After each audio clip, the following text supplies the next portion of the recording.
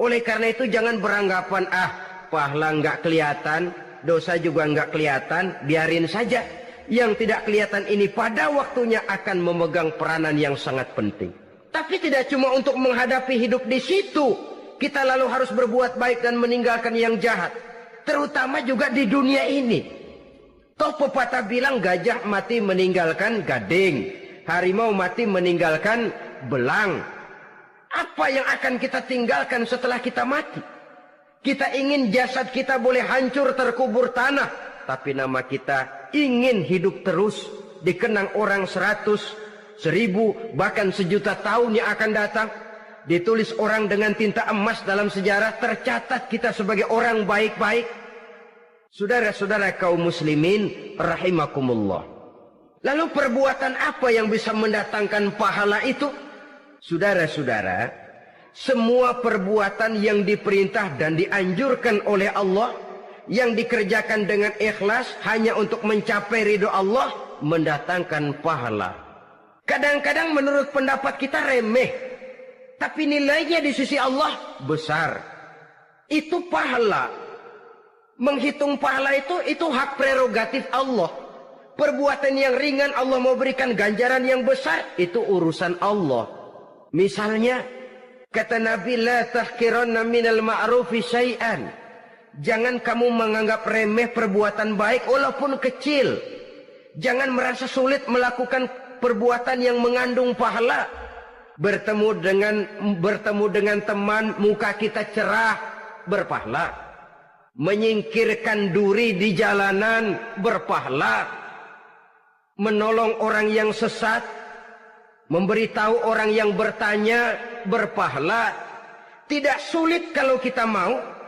Yang diperintah dan dianjurkan oleh agama, itu perbuatan yang mengandung nilai-nilai pahala. Masalahnya cuma tinggal mau atau tidak, dan dikerjakan dengan ikhlas. Bertemu teman, mukanya cerah, pahala. Menyingkirkan duri di jalanan, pahala. Sedekah, pahala.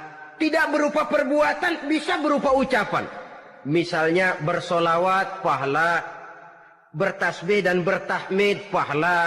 Kata Nabi, kalimatani khafifatani 'alal lisan, saqilatani fil mizan. Ada 2 kalimat yang enteng di lidah tapi berat di timbangan akhirat nanti. Apa itu? Subhanallah walhamdulillah.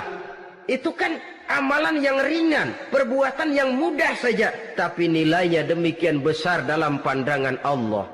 Jadi pendeknya, perbuatan yang bernilai pahala adalah perintah dan anjuran agama yang dilaksanakan dengan ikhlas semata-mata untuk mencapai ridho Allah, itu mengandung pahala. Niat dasarnya itu harus karena Allah. Landasannya harus karena ikhlas. Bukan cuma sekedar basa-basi, tidak karena ingin dipuji orang, tidak karena mengharap tanda jasa, tapi ikhlas semata-mata.